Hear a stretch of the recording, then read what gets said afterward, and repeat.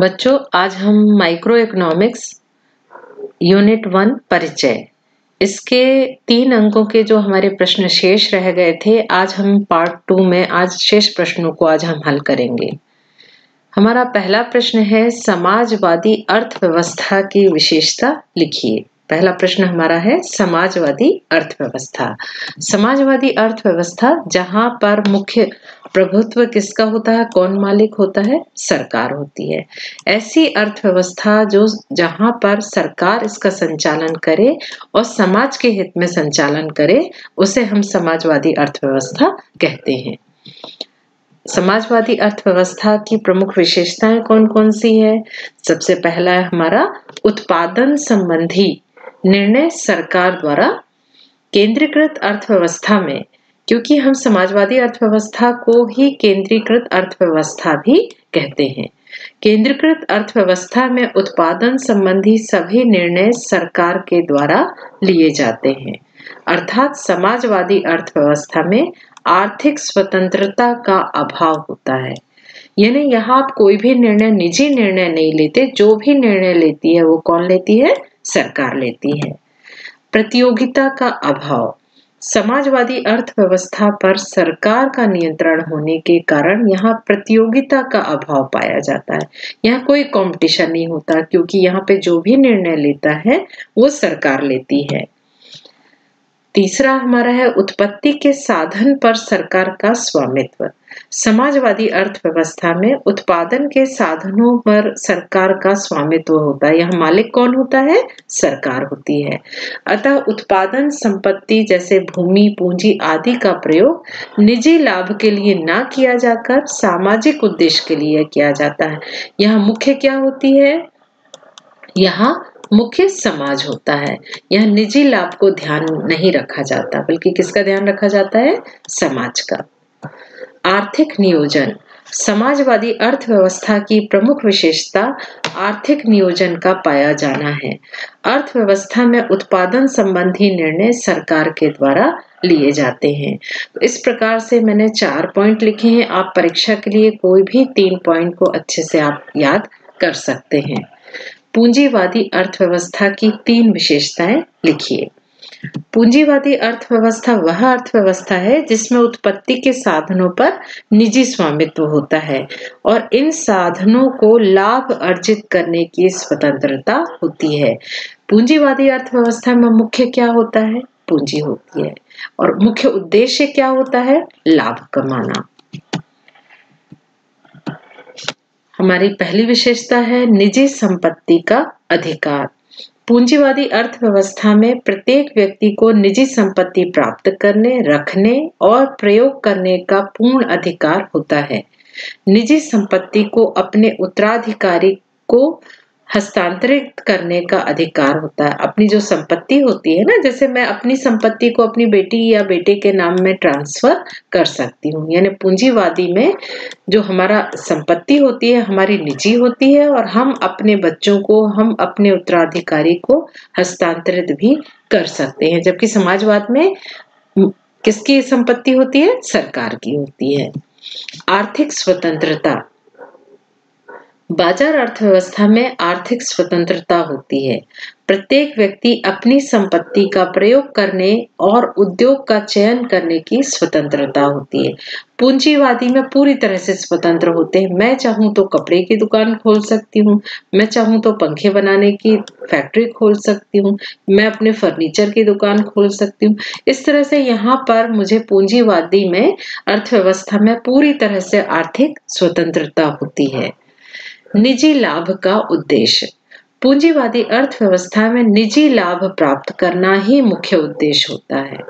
कोई भी कार्य बिना लाभ के लिए नहीं किया जाता, क्योंकि यहाँ निजी स्वामित्व होता है। मैं दुकान की मालिक हूँ, मैं कपड़े की दुकान की मालिक हूँ, तो मेरा उद्देश्य क्या होगा? मेरा अपना लाभ कमाना। तो इस तरह से पूंजीवादी अर्थव्यवस्था का जो मुख्य उद्देश्य होता है वो होता है निजी लाभ कमाना। सरकारी हस्तक्षेप का अभाव, पूंजीवादी अर्थव्यवस्था में सरकारी हस्तक्षेप की आवश्यकता नहीं होती। पूंजीवाद में बाजार में क्रेता और विक्रेता में स्वतंत्र प्रतिस्पर्धा या प्रतियोगिता पाई जाती है। पूंजीवाद में हम मालिक होते हैं, सरकार का कोई हस्तक्षेप नहीं होता। स्वतंत्र प्रतियोगिता, बाजार अर्थव्यवस्था स्वतंत्र प्रतियोगिता पर आधारित होती है। क्रेता विक्रेता उत्पादक पर्याप्त संख्या में होते हैं और वे आपस में प्रतियोगिता करते हैं। यहाँ भी हमने 5 पॉइंट लिखा है, कोई भी 3 या 4 पॉइंट आप अच्छे से तैयार कर सकते हैं। अगला प्रश्न है हमारा, मिश्रित अर्थव्यवस्था की 3 प्रमुख विशेषता बताइए। मिश्रित अर्थव्यवस्था एक ऐसी प्रणाली होती है जिसमें निजी एवं सार्वजनिक दोनों क्षेत्रों का सह अस्तित्व होता है। जैसे हमारी जो भारतीय अर्थव्यवस्था है वो किसका उदाहरण है? मिश्रित अर्थव्यवस्था का उदाहरण है। मिश्रित अर्थव्यवस्था की विशेषता हम समझ लेते हैं। इसमें सबसे पहला है निजी एवं सार्वजनिक क्षेत्र का सह अस्तित्व। मिश्रित से ही समझ में आ रहा है कि यहाँ पूंजीवाद भी है और समाजवाद भी है, तो यहाँ निजी और सार्वजनिक क्षेत्र दोनों का सह अस्तित्व होता है। मिश्रित अर्थव्यवस्था की एक महत्वपूर्ण विशेषता यह है कि इसमें निजी तथा सार्वजनिक दोनों क्षेत्रों का सह अस्तित्व पाया जाता है। दोनों क्षेत्र साथ साथ कार्य करते हैं और दोनों को ही महत्व दिया जाता है। यहाँ प्राइवेट को भी महत्व दिया जाता है और सरकारी को भी महत्व दिया जाता है।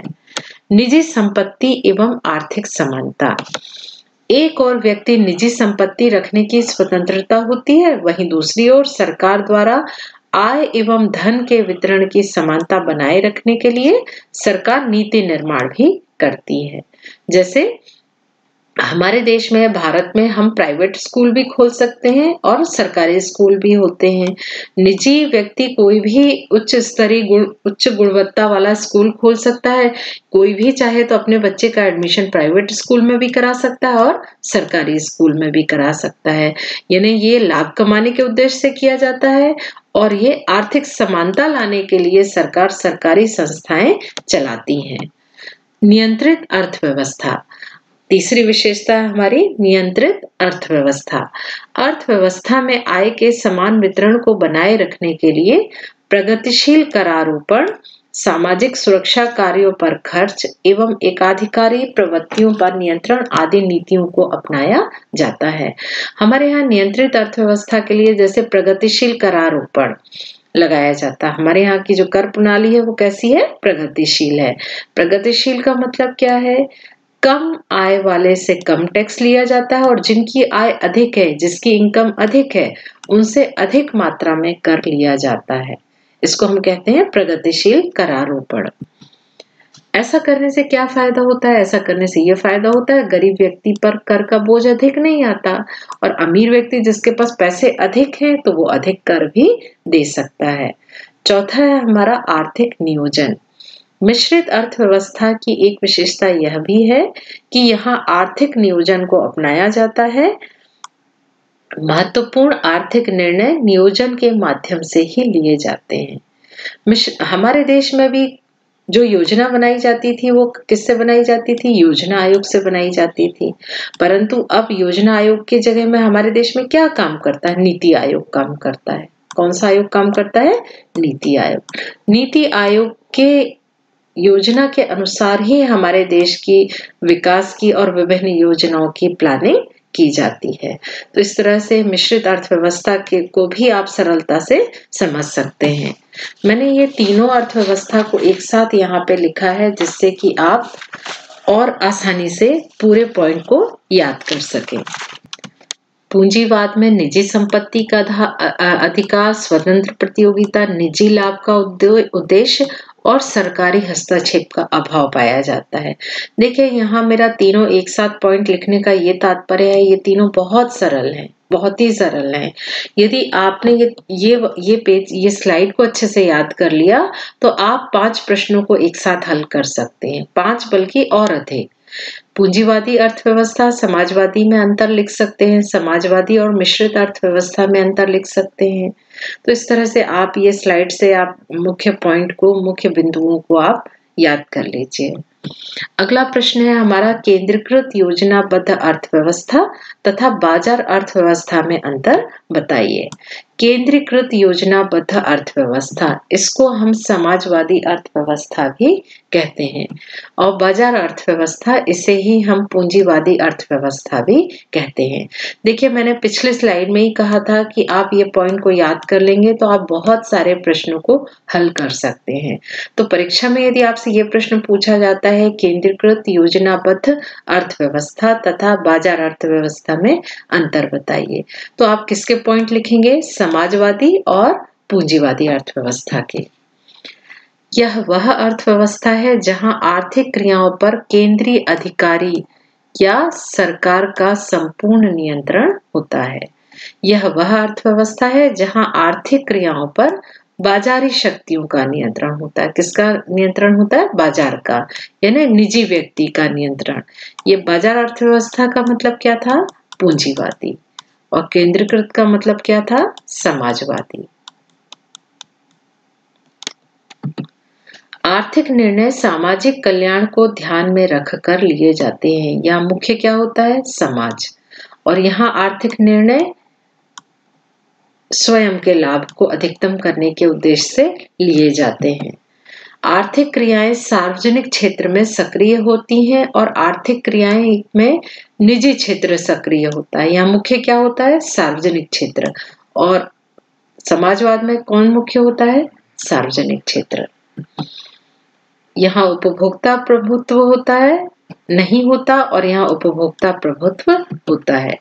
अधिकतर संस्थानों पर सरकार का नियंत्रण होता है। यहाँ किसका नियंत्रण होता है? सरकार का। और यहाँ पर किसका नियंत्रण होता है? जनता का।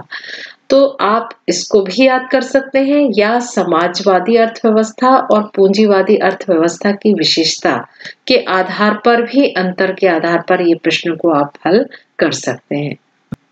व्यष्टि अर्थशास्त्र की सीमाएं लिखिए। आपको प्रश्न का क्रम अलग अलग दिख रहा होगा, परंतु मैंने जानबूझ के एक साथ लिया है मिश्रित अर्थव्यवस्था, पूंजीवादी अर्थव्यवस्था और समाजवादी। तीनों प्रश्न एक साथ समझने में आसानी हो, इसलिए मैंने तीनों प्रश्नों को पहले समझा दिया है। व्यष्टि अर्थशास्त्र की प्रमुख सीमाएं, कमियां, दोष अथवा कठिनाइयां निम्नलिखित हैं। केवल व्यक्तिगत इकाई का अध्ययन। व्यष्टि अर्थशास्त्र में केवल व्यक्तिगत इकाइयों का ही अध्ययन किया जाता है। इस प्रकार व्यष्टि अर्थशास्त्र में राष्ट्रीय अथवा विश्वव्यापी अर्थव्यवस्था का सही ज्ञान प्राप्त नहीं होता। व्यष्टि अर्थशास्त्र में हम केवल एक फर्म के बारे में पढ़ते हैं, हम पूरे देश के फर्मों के बारे में अध्ययन नहीं करते। और यदि हम एक फर्म के आधार पर पूरे फर्मों के बारे में नियम बनाते हैं तो वो अधिक सही नहीं होता। अवास्तविक मान्यताएं। व्यष्टि अर्थशास्त्र अवास्तविक मान्यताओं पर आधारित है। व्यष्टि अर्थशास्त्र केवल पूर्ण रोजगार वाली अर्थव्यवस्था में ही कार्य कर सकता है, जबकि पूर्ण रोजगार की धारणा काल्पनिक है। व्यष्टि अर्थशास्त्र किसमें काम करता है? पूर्ण रोजगार। जबकि पूर्ण रोजगार वास्तव में दुनिया में किसी भी देश में नहीं पाई जाती। संकुचित अध्ययन। कुछ आर्थिक समस्याएं ऐसी होती हैं जिसका व्यष्टि अर्थशास्त्र में हल नहीं हो सकता। जैसे हमको देश की मौद्रिक नीति बनाना है तो वो हम व्यष्टि अर्थशास्त्र में नहीं कर सकते। राष्ट्रीय आय व रोजगार, या देश की राजकोषीय नीति बनाना है, या विदेशी विनिमय के बारे में पढ़ना है, तो वो हम व्यष्टि अर्थशास्त्र में करना संभव नहीं है। संपूर्ण अर्थव्यवस्था के संचालन का सही चित्र प्रस्तुत न करना। यह आवश्यक नहीं है कि जो निर्णय व्यक्तिगत इकाई के लिए उचित हो वह संपूर्ण अर्थव्यवस्था के लिए भी उचित हो। जैसे बचत करना एक व्यक्ति के लिए अच्छा होता है, परंतु समाज के लिए बचत करना हानिकारक होता है। यदि मैं ये कहूं कि मेरे को हर महीने बचत करने चाहिए, तो आप कहेंगे कि एकदम सही बात है, हर व्यक्ति को बचत करना चाहिए। परंतु यदि किसी देश का प्रत्येक नागरिक, पूरे देश की जनता यदि बचत करने लगे तो वो देश क्या विकास करेगा? कतई नहीं करेगा। क्यों नहीं करेगा? क्योंकि हर व्यक्ति यदि बचत करेगा तो नए उद्योग धंधों के लिए विनियोग कौन करेगा? और जब तक देश में विनियोग नहीं होगा तो ना ही व्यापार बढ़ेगा, न देश उन्नति करेगा, न लोगों को रोजगार मिलेगा। तो इस तरह कुछ ऐसे नियम होते हैं जो व्यष्टि के लिए तो सही हैं, परंतु समष्टि के लिए वो नियम सही नहीं होते। तो व्यष्टि अर्थशास्त्र की हमने 4 सीमाएं भी पढ़ ली। अगले प्रश्न को समझने के लिए हम एक उदाहरण लेते हैं कि भूमि का हमारे पास एक निश्चित क्षेत्र है जिसमें हमको खेती करना है, घर बनाने, उद्योग करने या रोड बनाने, अस्पताल है, स्कूल है, जंगल है या नदी है, इन सभी के उपयोग के लिए हमको भूमि की आवश्यकता होती है।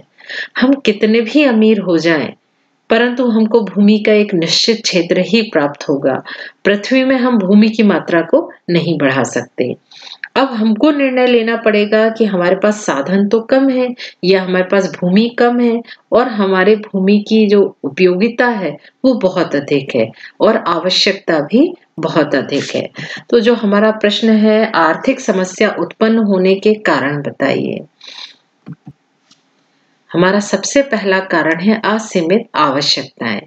मनुष्य की आवश्यकताएं असीमित होती हैं। कोई भी मनुष्य अपनी सभी आवश्यकताओं को पूर्ण रूप से संतुष्ट नहीं कर सकता। जैसे कुछ वर्ष के पूर्व लैपटॉप की मांग नहीं थी, परंतु आज लगभग प्रत्येक परिवार इसे खरीदना चाहता है। हमारे पास जो साधन है वो सीमित है और आवश्यकताएं कैसी हैं? असीमित हैं।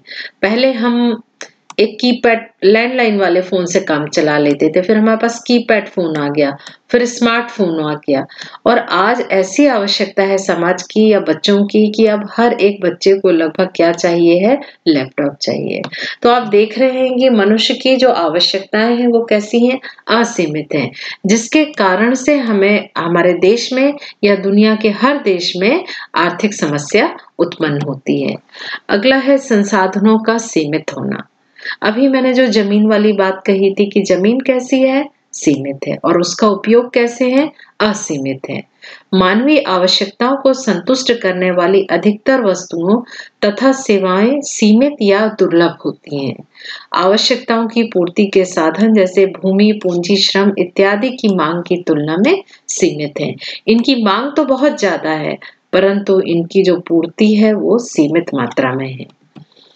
तीसरा है हमारा संसाधनों का वैकल्पिक प्रयोग। आर्थिक समस्या का अन्य कारण सीमित संसाधनों का वैकल्पिक प्रयोग भी है। जैसे दूध एक दुर्लभ वस्तु है। हम दूध से बहुत सारी चीज बना सकते हैं। हम दूध ऐसे ही पी सकते हैं, पनीर बना सकते हैं, खीर बना सकते हैं, आइसक्रीम बना सकते हैं, इससे खोवा बना सकते हैं और खोवे से अनेक प्रकार की हम मिठाइयां भी बना सकते हैं। तो इसी प्रकार से हर संसाधन है, संसाधन तो हमारे पास कम है, परंतु इसके जो उपयोगिता है वो कई प्रकार से है। सभी आवश्यकताओं को हम संतुष्ट नहीं कर सकते। इसके कारण से चयन की समस्या उत्पन्न होती है। तो हमने देखा कि आर्थिक समस्या के 3 मुख्य कारण हैं। किसी अर्थव्यवस्था की केंद्रीय समस्याओं को समझाइए। एक अर्थव्यवस्था को चाहे वह धनी हो या निर्धन हो, विकसित हो या अविकसित हो, 3 केंद्रीय समस्याओं का सामना करना पड़ता है। क्या उत्पादन किया जाए, कैसे उत्पादन किया जाए और किसके लिए उत्पादन किया जाए। क्या उत्पादन किया जाए में क्या पढ़ेंगे हम? एक अर्थव्यवस्था की सबसे पहली समस्या यह है कि कौन सी वस्तुओं तथा सेवाओं का उत्पादन किया जाए जिससे लोगों की अधिकतम आवश्यकताओं को संतुष्ट किया जा सके। प्रत्येक अर्थव्यवस्था को यह चुनाव करना पड़ता है कि किन आवश्यकताओं को संतुष्ट किया जाए और किन का त्याग किया जाए। इस समस्या के 2 पहलू हैं कि क्या उत्पादन किया जाए और दूसरी समस्या है कितनी मात्रा में उत्पादन किया जाए। क्या उत्पादन किया जाए, क्या समस्या है, देख लेते हैं। ये भी अर्थव्यवस्था को यह निर्णय लेना पड़ता है कि कौन सी वस्तुओं तथा सेवाओं का उत्पादन किया जाए। जैसे उपभोक्ता वस्तुओं को बनाया जाए कि पूंजीगत वस्तुओं को बनाया जाए या युद्धकालीन वस्तुओं को बनाया जाए। कितनी मात्रा में उत्पादन किया जाए। अर्थव्यवस्था को यह निर्णय भी लेना पड़ता है कि वस्तुओं को कितनी मात्रा में उत्पादन किया जाए। जैसे मेरे पास संसाधन तो थोड़े से हैं, या मेरे पास मात्र 1 एकड़ जमीन है। अब मैं उस 1 एकड़ जमीन में गेहूं का उत्पादन करूं, या दाल का उत्पादन करूं, या वहां पर मैं उद्योग स्थापित करूं। तो इस तरह से ये समस्या भी रहती है कि हमें कितनी मात्रा में किस चीज का उत्पादन करना है। अगला है हमारा कैसे उत्पादन किया जाए। अर्थव्यवस्था की दूसरी मुख्य समस्या यह है कि वस्तुओं का उत्पादन कैसे किया जाए। इस समस्या का संबंध उत्पादन की तकनीक का चुनाव से है। उदाहरण के लिए कपड़े के उत्पादन हाथकरघे की सहायता से हो सकता है या आधुनिक मशीनों के द्वारा। तो हमको कैसे उत्पादन करना है, क्योंकि उत्पादन की कितनी तकनीक है, 2 है। एक है श्रम प्रधान और दूसरी है पूंजी प्रधान। श्रम का उपयोग पूंजी की तुलना में जब अधिक किया जाता है उसे हम श्रम प्रधान तकनीक कहते हैं, और पूंजी का उपयोग श्रम की तुलना में अधिक किया जाता है उसे हम पूंजी प्रधान तकनीक कहते हैं। जिस देश में जनसंख्या अधिक है वहां हम श्रम प्रधान तकनीक का उपयोग करेंगे, और जिस देश में पूंजी अधिक है, मनी अधिक है, वहां पूंजी प्रधान तकनीक का उपयोग अधिक किया जाता है। तीसरी समस्या है किसके लिए उत्पादन किया जाए। यह समस्या चयन से संबंधित है। ये समस्या किससे संबंधित है? चयन से संबंधित है। एक अर्थव्यवस्था में विभिन्न वर्ग के लोग गरीब, कम अमीर और अमीर रहते हैं, जिनके क्रय शक्ति भिन्न भिन्न होती है। उत्पादन निर्धन वर्ग के लिए किया जाता है तो सामाजिक न्याय को प्रोत्साहन मिलता है। किसके लिए किया जाए? एक अविकसित देश है जहां बहुत सारे गरीब लोग रह रहे हैं, बहुत गरीब लोग रहते हैं। यहाँ उत्पादन किसको ध्यान में रख के किया जाएगा? गरीबों को ध्यान में रख के किया जाएगा। एक अल्प विकसित देश है, यहाँ की जनसंख्या मध्यम वर्ग की अधिक है। यहाँ जो उत्पादन होगा किसको ध्यान में रख के होगा? मिडिल क्लास को। और एक पूंजीवादी देश है या बहुत अमीर देश है, रिच कंट्री है, यहाँ जो भी उत्पादन होगा ये अमीरों को ध्यान में रख के होगा। तो ये किसके लिए उत्पादन किया जाए, इसके लिए मुख्य होता है कि उस देश में किस तरह के लोग रह रहे हैं, किस आय वर्ग के लोग रह रहे हैं, उसके अनुसार उत्पादन किया जाता है। अंतिम प्रश्न है हमारा, व्यष्टि तथा समष्टि अर्थशास्त्र में अंतर बताइए। व्यष्टि अर्थशास्त्र में व्यक्तिगत आर्थिक इकाई का अध्ययन किया जाता है। व्यष्टि में हम व्यक्तिगत, जबकि समष्टि में हम संपूर्ण अर्थव्यवस्था को एक समग्र के रूप में, एक इकाई के रूप में अध्ययन करते हैं। व्यष्टि अर्थशास्त्र संपूर्ण अर्थव्यवस्था के एक अंश का अध्ययन करता है, एक छोटे से भाग का अध्ययन करता है, जबकि ये समग्र यानी पूरे को एक इकाई के रूप में अध्ययन इसमें हम समष्टि में करते हैं। व्यष्टि अर्थशास्त्र का मुख्य यंत्र, शुल्ज की हमने परिभाषा देखी थी ना, कीमत। मुख्य यंत्र क्या है? कीमत सिद्धांत है। जबकि समष्टि अर्थशास्त्र का मुख्य यंत्र राष्ट्रीय आय एवं विश्लेषण है। व्यष्टि अर्थशास्त्र केवल एक स्थान विशेष के लिए उपयोगी होती है, एक स्थान विशेष के लिए, जबकि समष्टि की उपयोगिता अंतरराष्ट्रीय, राष्ट्रीय और अंतरराष्ट्रीय उपयोगिता किसकी अधिक है? समष्टि अर्थशास्त्र की। व्यष्टि अर्थशास्त्र केवल व्यक्ति विशेष की समस्याओं का अध्ययन कर नीति की व्याख्या करता है, जबकि समष्टि अर्थशास्त्र संपूर्ण अर्थव्यवस्था की समस्याओं का विश्लेषण कर विश्वव्यापी नीतियों का निर्धारण करता है। आप ये सभी प्रश्नों को, 3 अंक के प्रश्नों को भी अच्छे से पढ़ लीजिए। नीचे मैंने आपको PDF दे दी है यूनिट 1 की, और बहुत जल्दी आपको यूनिट 2 के नोट्स भी मिल जाएंगे और वीडियो भी मिल जाएंगे। Thank you.